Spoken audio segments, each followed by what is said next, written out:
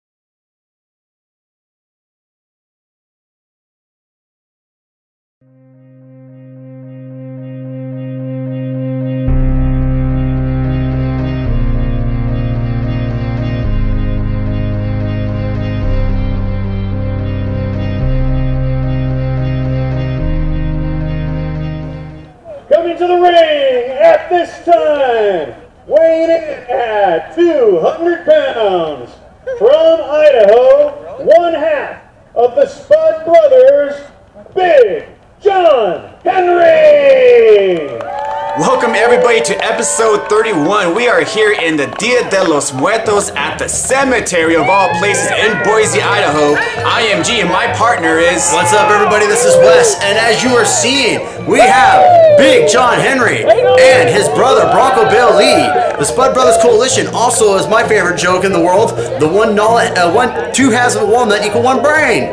Do you think that's a joke or is that reality? It might be reality, to be perfectly honest with you, but couldn't have been worse than a 3-minute introduction by that announcer. Jiminy Christmas.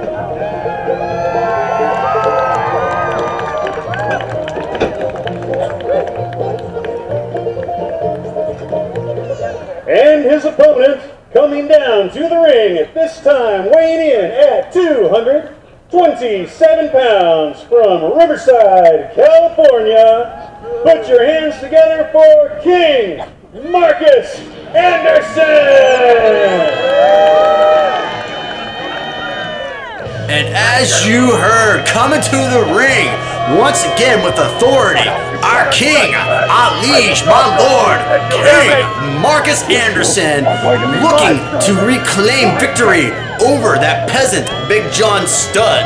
Big John Stud? You mean Big John Henry? It's only Big John Stud if you're the announcer. Oh, that's a good point. Yeah, I'm sorry about that. But it is Big John Henry, and the king is looking unpleasant here, as the last episode he actually lost against Big John Henry. Can Big John Henry pull off 2 W's over the King. Very unlikely, and I don't think the King's going to allow that, considering that right there, you see? Look at that. I think this match officially, no, this has not officially started. He just kicked out that announcer. He kicked out the announcer, kicked out Bronco Billy, and then we're right to John Henry. He is not having any of it, and to be pretty fair with you, I don't blame you. I don't think I can stand seeing the King without any hair. And the King with that back elbow right there, and he just rang the bell with Big John Henry.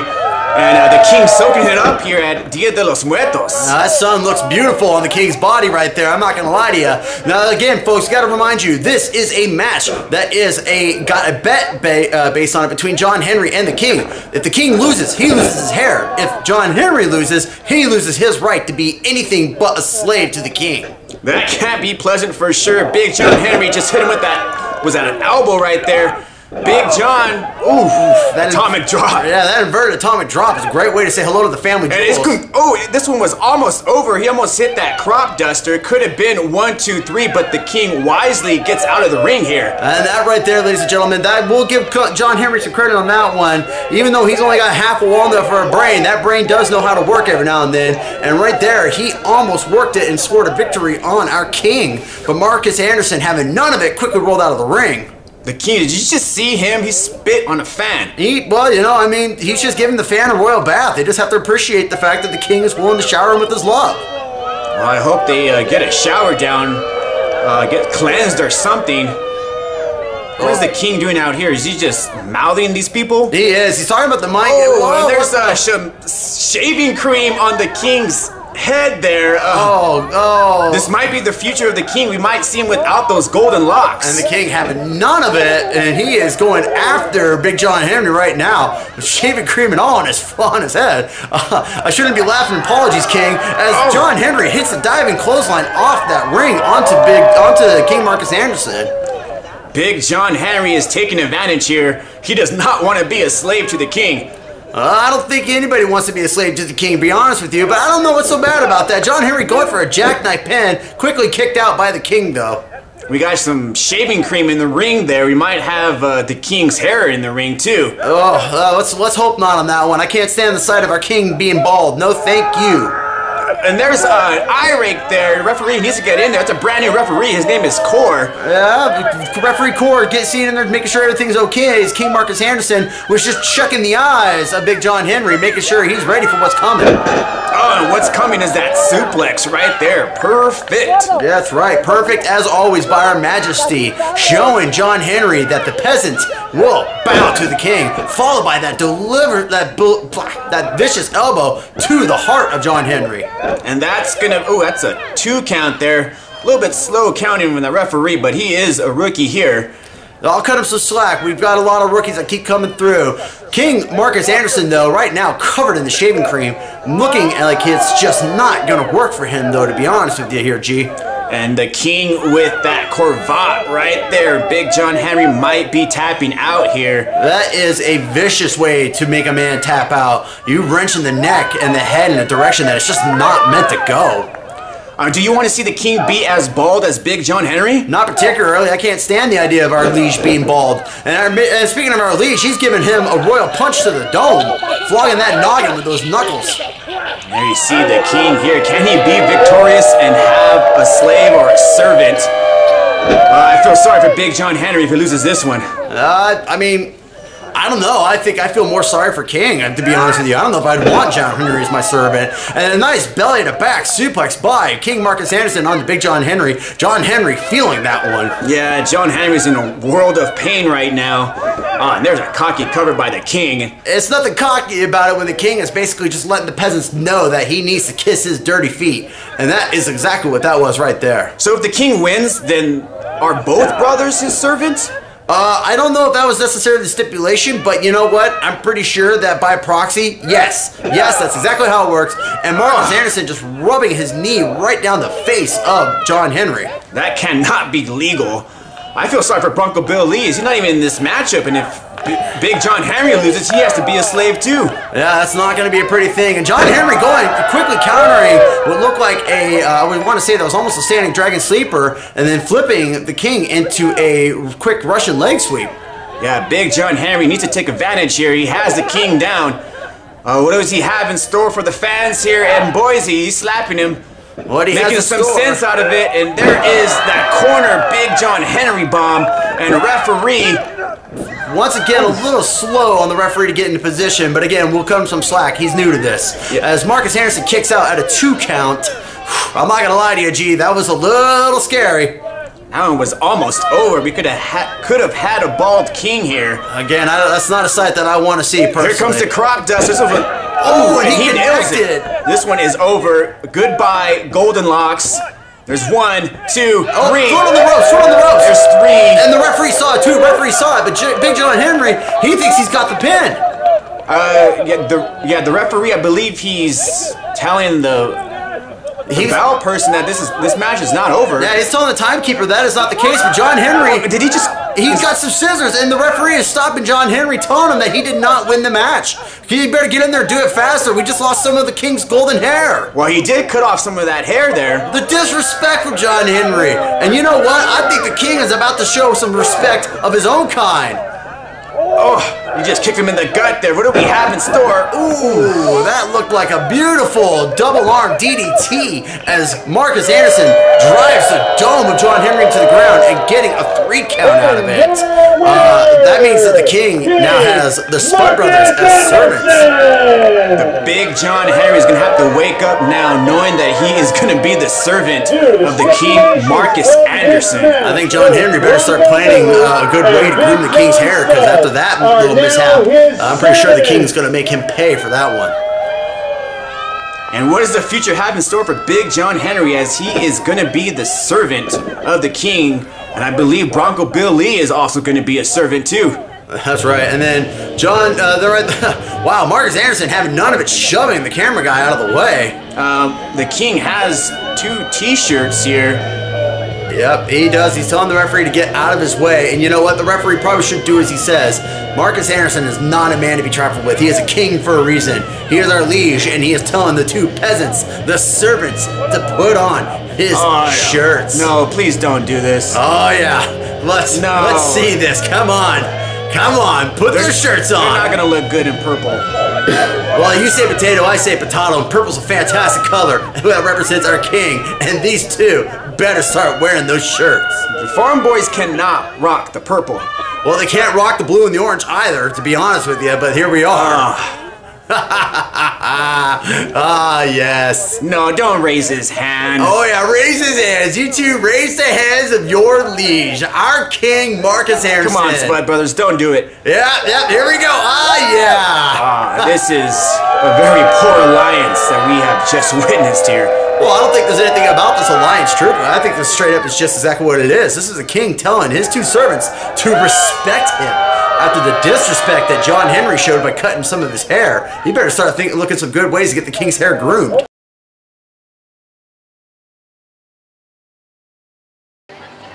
Ladies and gentlemen, welcome to Wrestle Club! All right, we're so excited that you're here. Just want to let you know we are the one, the only, and the first ever professional wrestling club here in Idaho. Did you know that? All right, how many of you guys have seen us before? Okay, we'll tell you what, we've got just 3 rules when you watch Wrestle Club. The first one, you gotta cheer for the guy you love. How does that sound? All right, and to go with that would be boo for the guy you don't like. What do you think of that? All right. And the last one is very serious. We ask that everything you see in this ring, you do not try to do at home, at school, in the workplace, or anywhere. These are trained professionals who have been doing this for years. They know exactly what they're doing, and they're here to put on a very, very good show. Again, thank you so much for being here. Are you excited and ready to go? All right, let's have our first 2 competitors weighing in at 180 pounds from Boise, Idaho, your Wrestle Club heavyweight champion, the Lost Soul Garibay!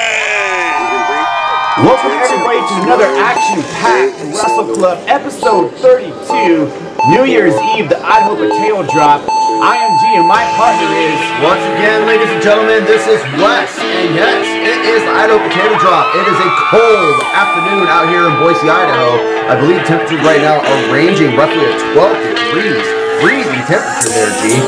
How do these guys do it? They come out here with not that much clothes on, and they're wrestling 12 degrees weather. How do you do it? I don't know. You can ask the referee right there. Apparently, he's decided to wear a face warmer. And coming to the ring right now is our current heavyweight champion, the Lost Soul Garabai. Correct me if I'm wrong, but aren't champions supposed to come in second? Yeah, you're supposed to announce him second. It's a pretty huge mistake by the announcer for sure, but nonetheless, we are right in front of the capital. Our capital in Idaho is Boise, and this is definitely history in the making, as this is our third time actually performing here at the Idaho Potato Drop, and Idaho is notorious for, I guess not a ball dropping, but we drop potatoes here in Idaho. Yeah, big old brown potato. It's kind of the funniest thing in the world, truthfully, to see it. No, I mean, like, don't get me wrong, though. I'm talking about the fact that you've got, like, awesome professional wrestling. You have great festivities. There's always got bands up there playing music. The crowd is always warm. The crowd is always receptive. And our Lost Soul, the champion, Garabai here. And yes, I know I just said that a little out of order, and I don't particularly care. It's freezing right now. But, I mean, yeah. Welcome to Idaho, ladies and gentlemen. Professional wrestling, we do it in the cold as well. We don't care. Yep, 12 degrees, negative degrees, it doesn't matter. The wrestlers here in Idaho are willing to perform, as we see the heavyweight champion there right in front of the Capitol. And he's going to have his hands full because he's taking on the King Marcus Anderson. And his opponent being escorted by Big John Henry, weighing in at 235 pounds from Riverside, California, the King Marcus Anderson!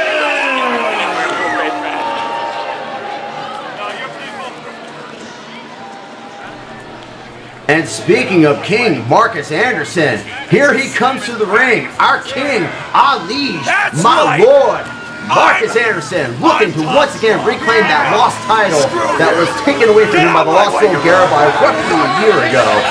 Yeah, and we saw earlier the King actually threw beer in the face of the Lost Soul at the trivia night in Woodland Empire Brewing, and then a day after that, at movie night, the Lost Soul, I guess he threw a keg in his face, a little up in the ante, if you will. Yeah, definitely. I mean, I'll tell you what, there's something that gets the point more across than wasting good beer. And if you're throwing beer in the face of the King, then you're just not only being disrespectful to the King, you're being disrespectful to that beer. Yeah, who would drop a beer? Apparently King Marcus Anderson and Lost Soul Garabai. And you see Big John Henry there accompanying the King. If you saw in our previous episodes, I guess Big John Henry is now a servant of the King along with Bronco Bill Lee. That's right, he needs to put that shirt on like the servant that he is. I don't think you look so well in purple. That's your opinion. Your opinion don't matter when it comes to fashion. I guess I'm not royal enough for that. No. And we have a new referee. Did you pick up his name? Yeah, as a matter of fact, I did. I was kind of curious about that. The fact that we have a referee wearing a luchador mask. His name is Referee El Justo. And I looked that up in Spanish. That is the just, which hopefully that is what this referee is just and fair. Well, we're going to find out to see if he calls it straight down the middle. But right now we have King Marcus Anderson taking on the heavyweight champion, the Lost Soul Garabai, and this is for the championship. Somebody needs to tell that cameraman to get a better shot of the mouth of the King, because I'll tell you right now, that was not pretty. And the bell has just rung, and this is the opener. Great way to start off. That's right, heavyweight match for the heavyweight championship. Marcus Anderson and Lost Soul Garabai. This one is for the record books, folks. Yep, New Year's Eve in Boise, Idaho. 12-degree weather, it doesn't matter. These guys are going to compete for the heavyweight championship here in the Lost Soul. He has a brand new t-shirt. Yeah, he does on that one. People need to check that out if they want to help support the Lost Soul. All right, we look like we have ourselves a quick knuckle tie-up followed into an arm wringer. Ooh, there's a one-handed snap there and a side headlock by the Lost Soul. Yeah, Lost Soul Garabai quickly taking advantage, using his technical prowess on Marcus Anderson, getting him in a headlock right there with his legs. Marcus quickly going to the ropes, and the referee getting Garabai off rather fast. And that was a clean break right there. Yeah, so far referee's already got a one-up on himself there. We have a tie-up here. And there is a drop toe hold by the Lost Soul. Roll over into a front face lock there. Nothing is more impressive than watching Lost Soul work when it comes down to his tie-ups and his headlocks and everything. That man can move around. Marcus Anderson, though, however, responded quickly and showing Lost Soul that even though you got technicality, I've got power and you're on your back. And the Lost Soul counters into an arming into a hammerlock and then a side headlock. And there's a headlock takeover there. Yeah, definitely. The referee getting in there checking, making sure that Lost Soul Garabai isn't choking him. Marcus Anderson trying to get Garabai off of him. Yeah, Marcus Anderson has that right shoulder up, so it's not a pinfall, but for sure that hold has to hurt. Yep, and Marcus Anderson quickly powering him down and getting him into his own version of an arm wringer. Oh, looks like Garabai stopped it though. Yep, he has the top wrist lock here. And there's a few shots straight to the back there. Ooh, yeah, but it looks like Lost Soul isn't going to take any of that. Marcus thrusting Lost Soul off of that foot. That big old boot of his. It looks like the Lost Soul was going for a figure 4 there. Yeah, it looks like we have a reset, a draw, whatever you want to call it, right down the middle. Yep, and we are going to see this one once again, a little reset there. Yep, but quickly another tie up there. Lost Soul once again taking advantage, slapping him in a hammerlock. And nicely applied there. Ooh, Marcus Anderson's wisely using the ropes, dumping Lost Soul, showing us that the King is definitely no dummy. And we see Big John Henry, looks like he's trying to revive the Lost Soul here. Yeah, I think the servant needs to kind of stay out of this one. I mean, he's the servant of the King. Obey what your Lord and Master says there, peasant. And if you heard, the King said give him a shot, but Big John Henry did not, but the King has some shots of his own right there. Yeah, it's like, honestly, it's probably a good thing, though, because if Marcus Anderson wants to have a fair shot at the title, he better not have any outside interference. And I'm not going to lie to you, G, our King needs to reclaim that title. Well, he definitely has the shot here as he has a Corvette here right in front of the state capitol. Oh, there's a right hand there. Referee getting on Marcus Anderson by using a closed fist. I don't know. I didn't see a closed fist. It looked like a pretty good open arm into a nice swinging neck breaker. Yeah, that's going to mess up your neck for sure. Yeah, especially a big man like Marcus Anderson weighs roughly 210 pounds, cranking your neck into a neck breaker. Woo, can't feel good. Oh, speaking of can't feeling good, there's an elbow straight to the forehead there. All legal as the referee isn't yelling at him about that. And then you see the King saying, yep, I got this here.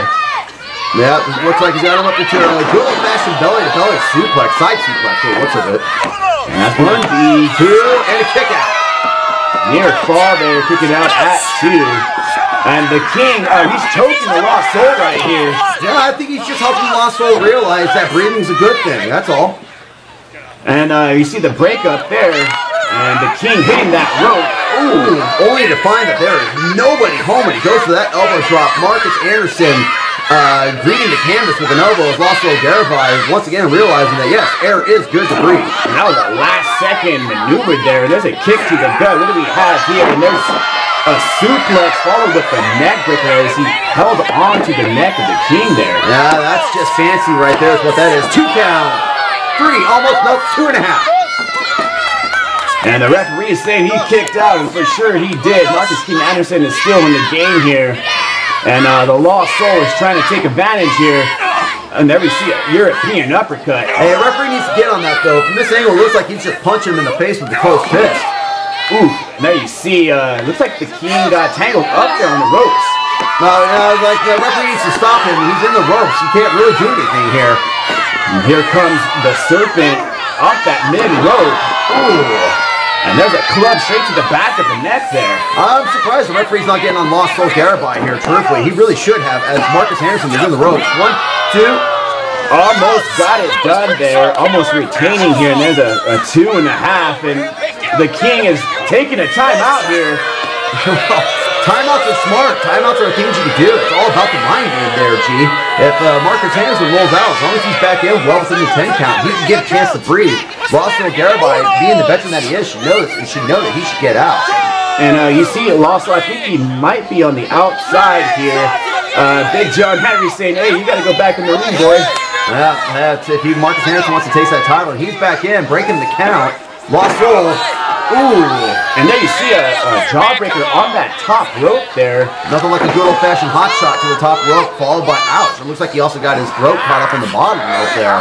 And the King, wisely goes back to that throat area. He has a reverse chin lock here. It's legal too. You can see it right there, plain say. Oh, is that legal? That was a right hand to the eyeball. I don't know if that was to the eyeball. It looked like he just flogged the dome is all it was. And say what you want, referee ain't on him, so yes, it's legal. And the King has a fireman carry here. Oh, that's for sure not legal. That was on the top rope there, release. Ooh, yeah, and right now he's got him right now. He's just draping the knees across the back of Wrestle Garibay. Across the back that's behind the neck there on the mid rope. That's illegal for sure. Again, referee getting on him about it, but he didn't disqualify. If it's illegal, there should be disqualification, don't you think? Well, the King is wise and he let go at the 4 count, but I would say he stalled that for sure. I would have to say that's probably right on that one, but I don't know at that one there, G. It's well, we got ourselves a cock pin here. 1, 2. Yeah, that was not going to happen. Pinning somebody with 1 foot is, your probability of success is pretty low. Yeah, you're going to have to knock the guy out with like brass knuckles if you want that to happen. Big ol' stalling body slam from Marcus Anderson. There you see the power of the King there. Whew. That's right, our King, our liege, my lord. Stop gloating and take the pin. Take the title from him. Come on, Marcus. I don't think the people here actually appreciate the King at all. Well, I think the people here are dumb. They need to learn to respect royalty. And what, is he talking to Big John Henry out there? Man, that's another one who's dumb and needs to respect royalty. The servant is the servant for a reason. You don't disobey the King. Oh, the King coming off that mid rope, going for a double axe handle, only to catch a knee to the gut, followed by a rushing leg sweep. And now we have a sit-down octopus stretch. Oh, yeah. This could spell tap out. And you see it right there, too. Garibay illegally rubbing the elbow into the side of Marcus Anderson. I think the King is going to be tapping out here. Possibly. I'm not really sure why the ref didn't jump on Garibay about that. That was illegal. Marcus Anderson, once again, in the ropes. Garibay seeing it, too. Having to force a clean break. Looks like the King was hanging on that rope for dear life. Oh, let me see a sweep there. I believe he grabbed the shirt of the Lost Soul and threw him out the ring. And that happened so fast, it's hard to say on that one. It could have been shirt, could have been tights, could have just been his hand on his back, which that's what it looked like to me there, G. I clearly saw his hands on that t-shirt. Well, I mean, let's be honest here. Why are we paying attention where the hands are at? We should be paying attention to the action. And right now, the action is outside the ring. Lost Soul reeling from what happened, and oh no. What's happening? Oh no. Oh! God, there's like he had him in a front suplex position, just drilled him against that tree. Yeah, and Marcus Anderson yelling at the cameraman. Referee Augusto checking on Garibay. Garibay's still in it. You know, I heard of tree huggers, but that's not one way I would want to hug that tree. That was in the back of the Lost Soul. Yeah, that was. You were talking about tree huggers. Take a lesson from James Graham on that one right there. And that's what exactly happened. Is that Marcus Anderson introduced Lost Soul Garibay to the definition of hugging a tree. And this one might be a count out here. And that's what we're looking like. Right now I think we're up to 5, maybe 6. I don't know, he's counting Spanish. Yeah, this one, we got about 7 count here. This one, let's see here. Yeah, it's like they're arguing with each other right now. Mark 9.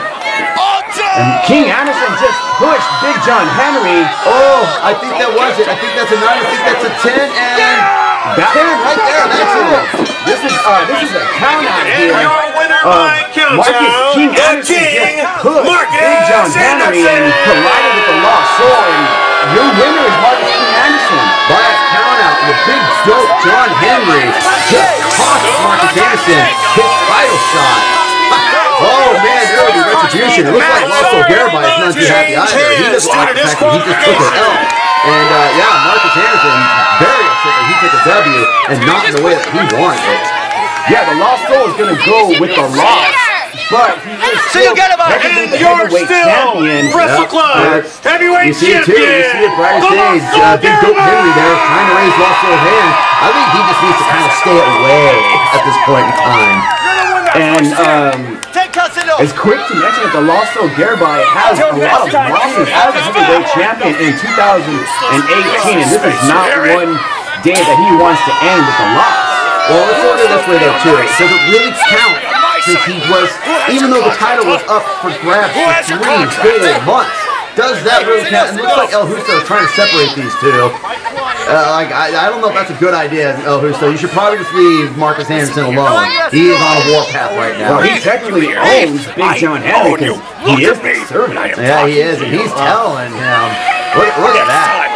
I hope one day that Big John Henry realizes that he needs to step up to the King Marcus Anderson. Well, he needs to step up. He does need to step up. He needs to step up and be a good servant like he is sworn to be. He did make a bet, and you know, any real man would honor a bet and keep with it. Nonetheless, Marcus King Anderson is victorious, but does not go away as the heavyweight champion. What a sad day that is right there.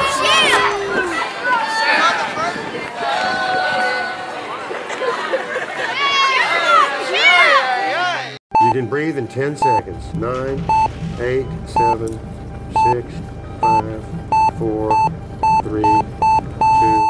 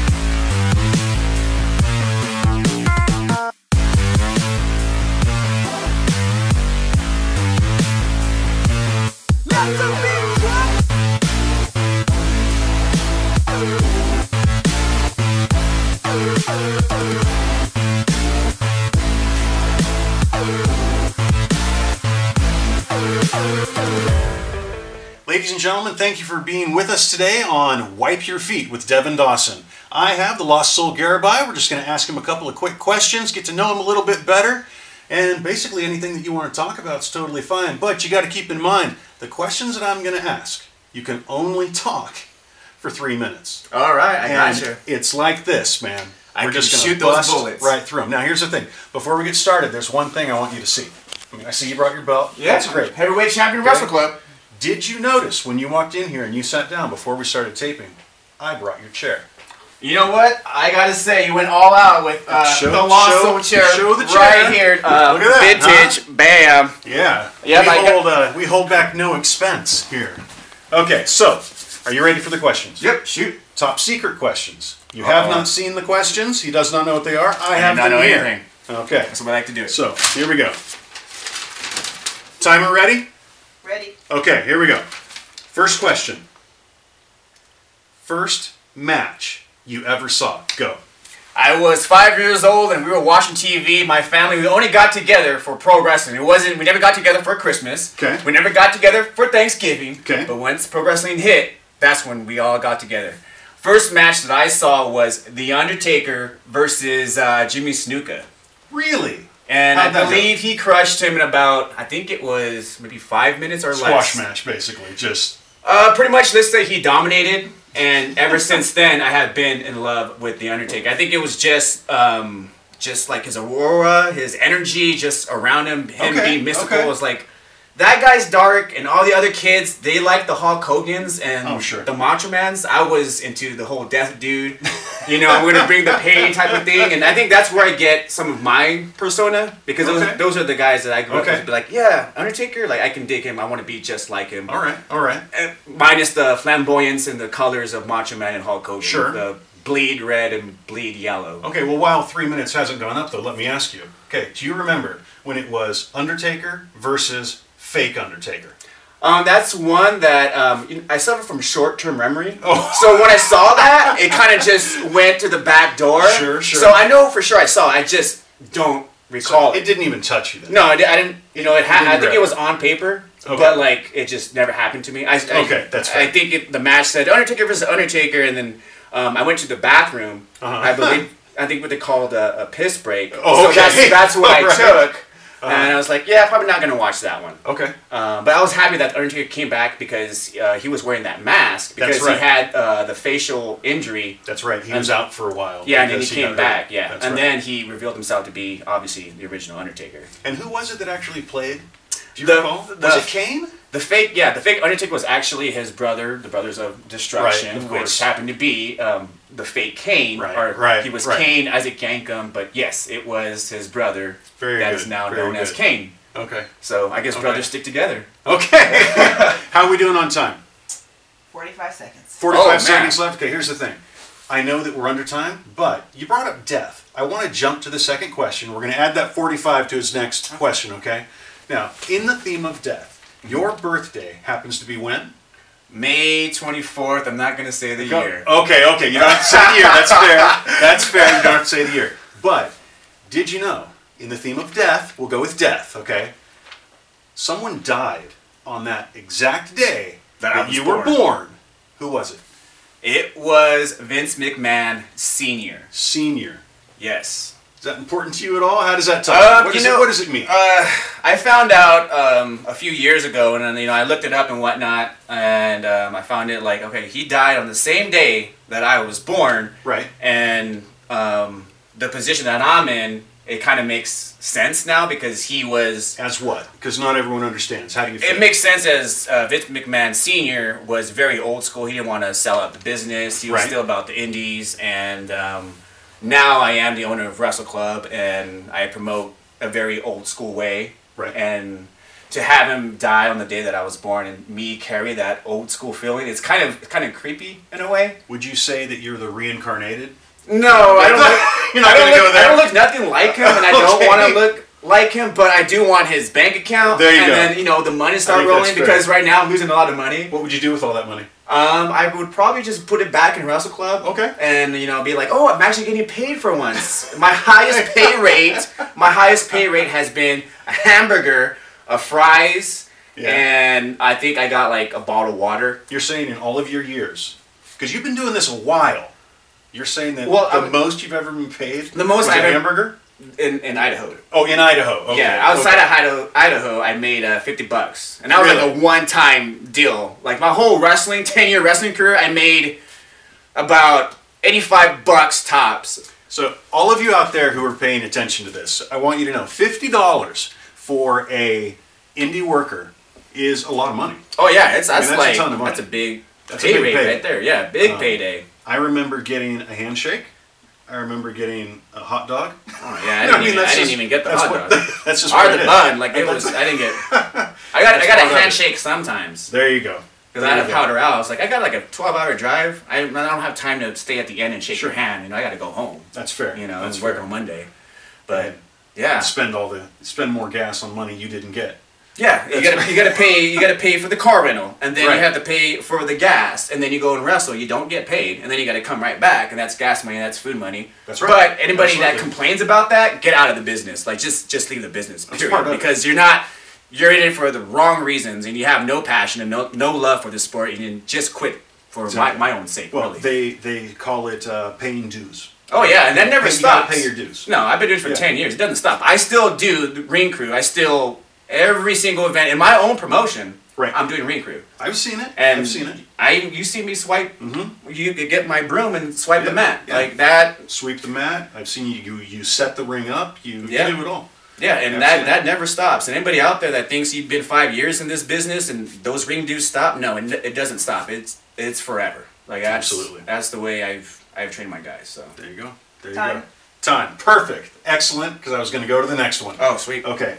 Like we had just said, you've done this a while, right? You've set up the ring, you've tore down the ring, you've done all those things, okay? But if you didn't have to do that stuff, you were in the big leagues, okay? You could wrestle anyone you wanted in the world. Who would it be? Well, who would be your dream match? Well, I think it comes down to the person that who they are. So like to me, my dream match would be very personal.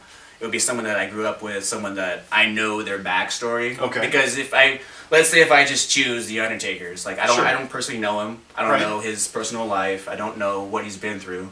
So I would have to say the guy that I broke in with, his name is Cazador de Alma. He wrestles in California. He's not a big name yet. Sure. But he's been, in the ring with Psychosis and other former top-notch wrestlers. But he would be the #1 guy. He actually was in the first event of Wrestle Club. Really? Yeah, him versus another a trainer of mine. But yeah, it was in Middleton. Very first event, Cazador de Alma versus Vaquero Fantasma. So Cazador de Alma he would be my #1 just because we broke into the business together. Sure.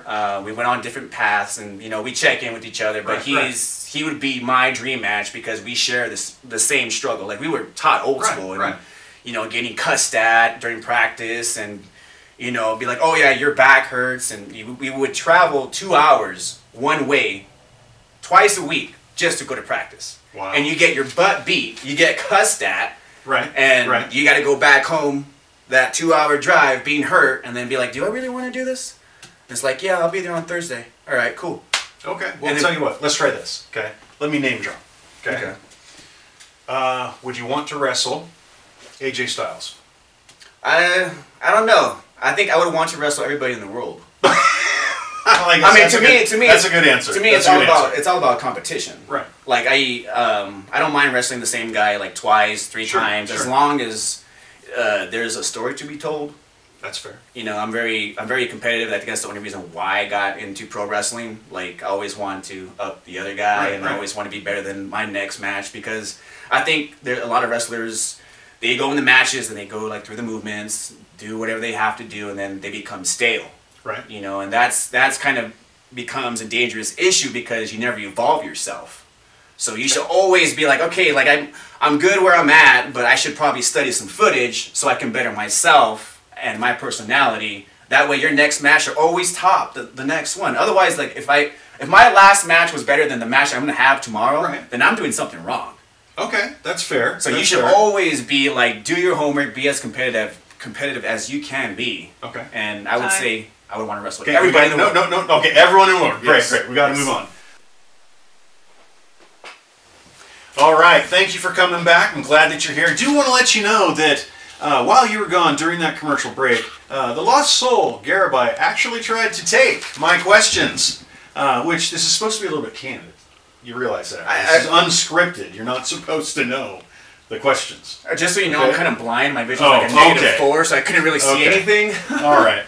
So, like I said, we're going to get into personal questions now. I want to hit one, though, before we get into that, because I'm just curious, because we've had this conversation a little bit, but not a lot. Okay? Gotcha. So, you had mentioned before that you've been doing this a long time. You love it so much, you started your own company. Right? Yeah. And all that stuff's great. And it truly, truly is. You're creating a lot of opportunity for a lot of people. You're creating an environment that people get to start seeing what wrestling is in this area, because it's not been here before. Yeah, that's great. This is the black hole of wrestling. Exactly. So, knowing that you've been around, you've met a lot of people, right?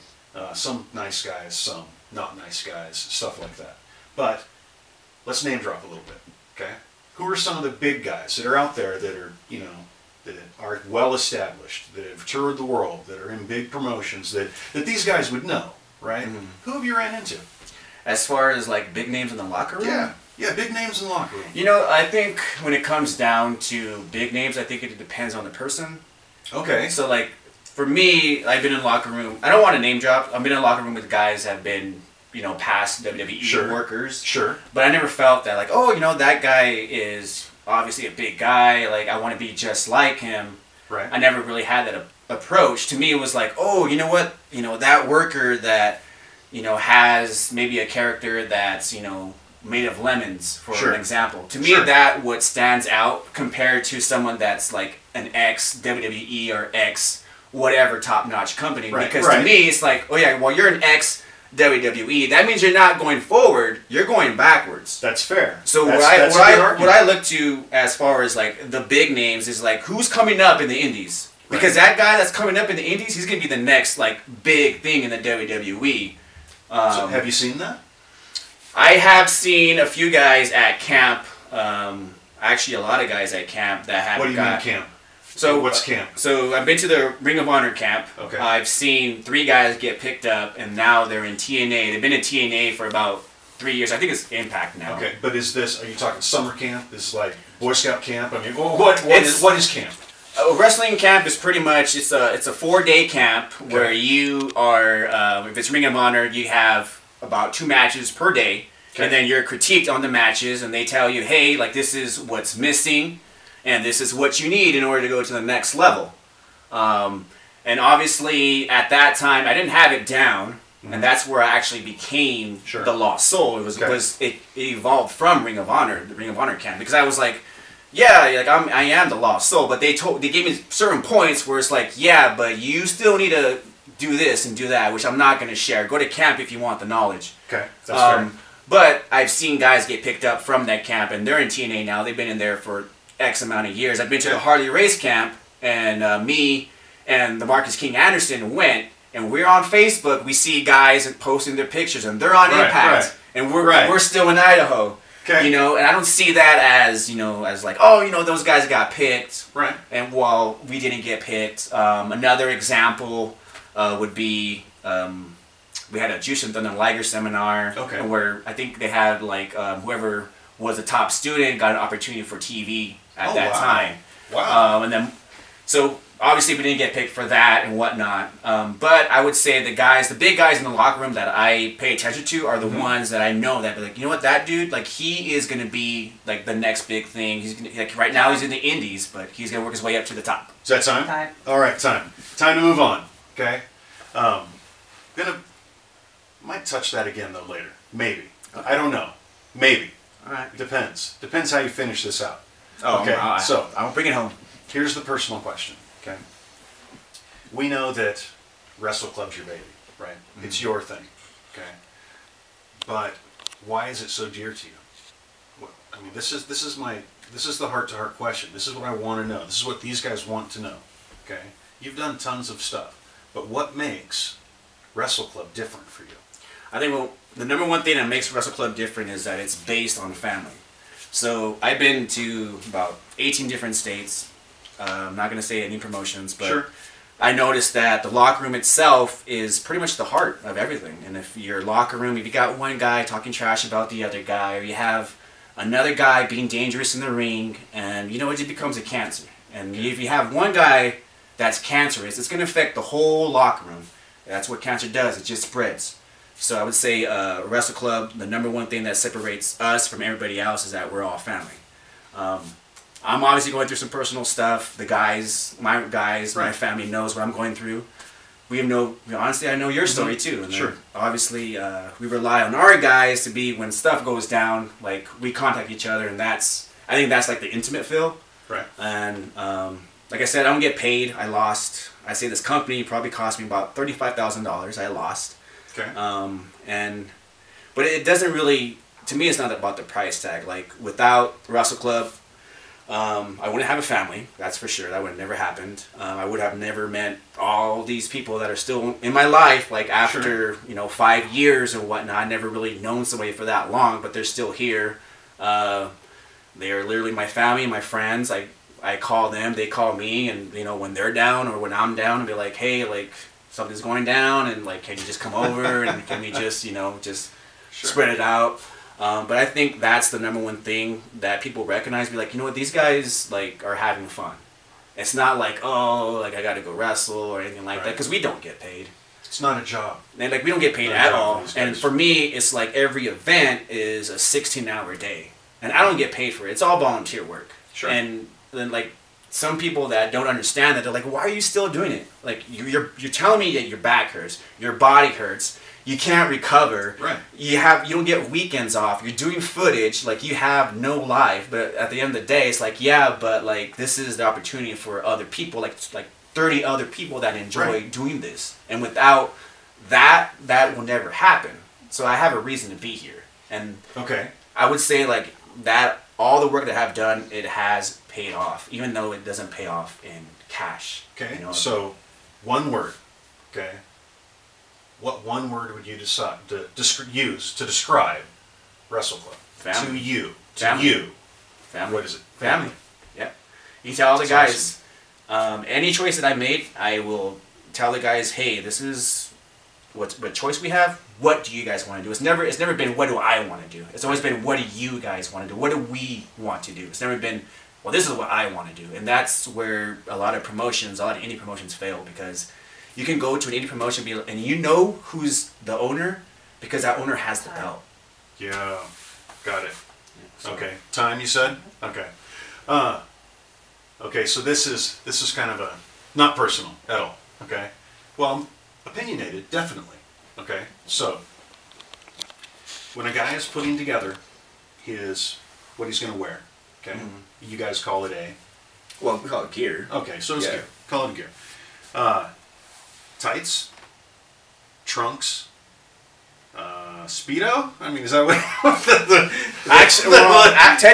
Technically, mine are Speedos. Technically, like they have the Speedo tag. Yeah, I know. They said, how do you know? How do you want to know? How do you know? I've been in the locker room.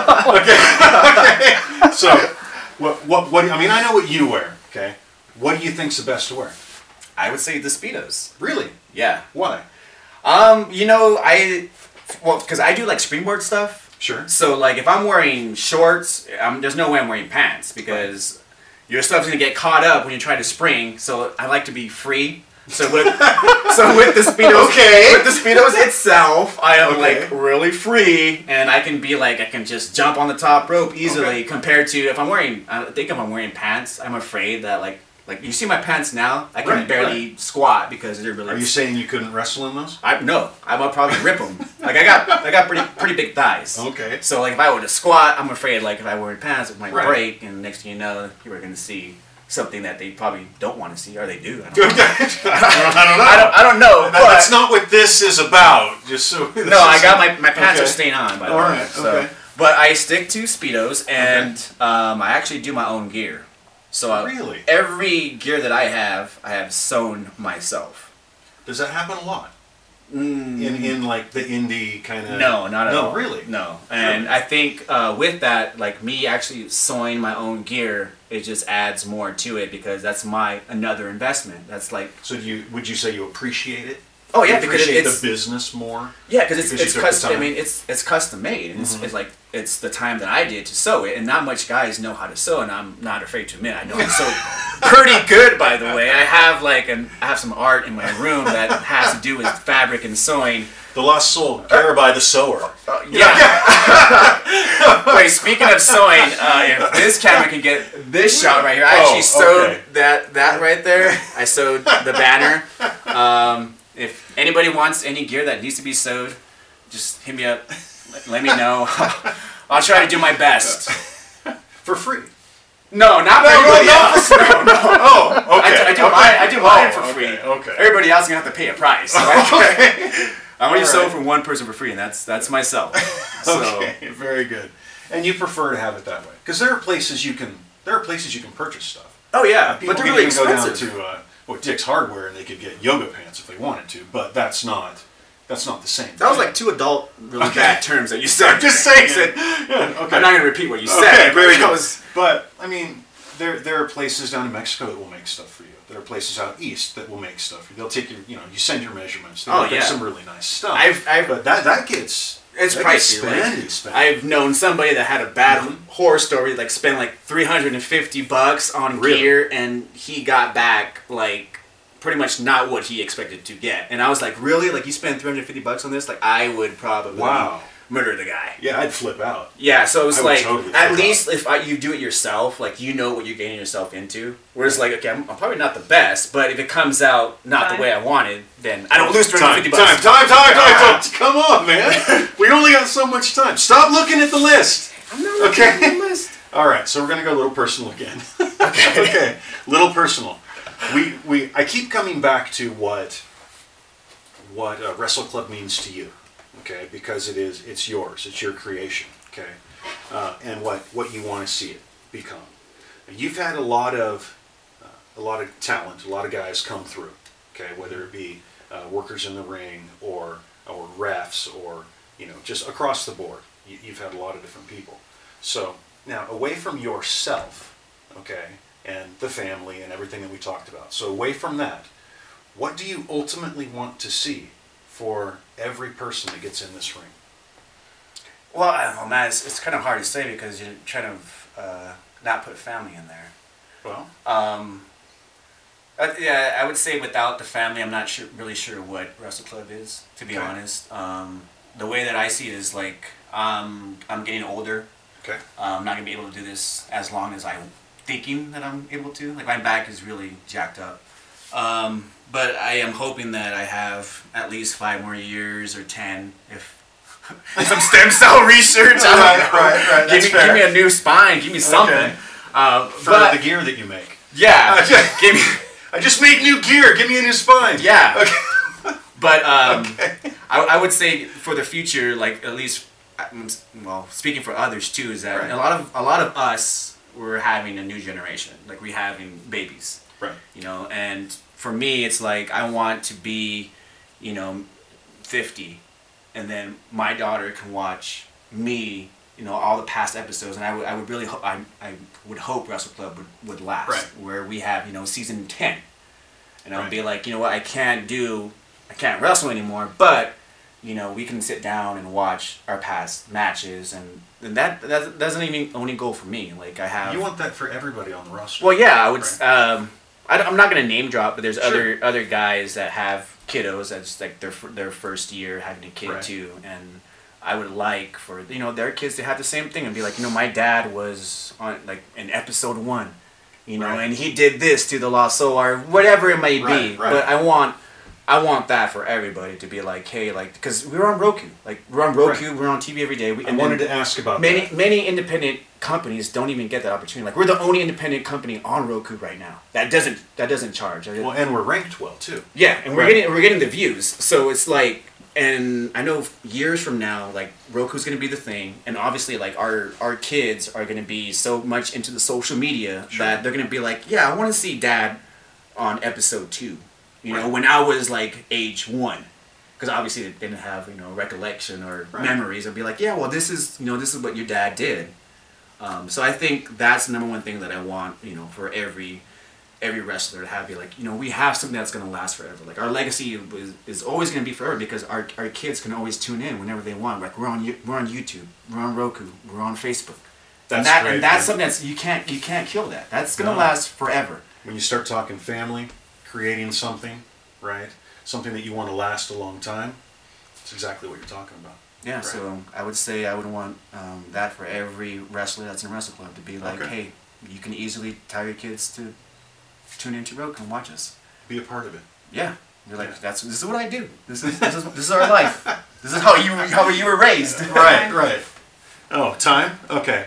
But as far as like the future, obviously we have Roku. I'm really excited for season 2. I think production wise that we're gonna up the ante, and it was really something that I didn't think that we were gonna actually get the deal. Sure. When we got it, I was like, all right, it's on. Like it's on because with Roku we're global. Like any smart TV, boom, we're it's on a pretty there. big deal.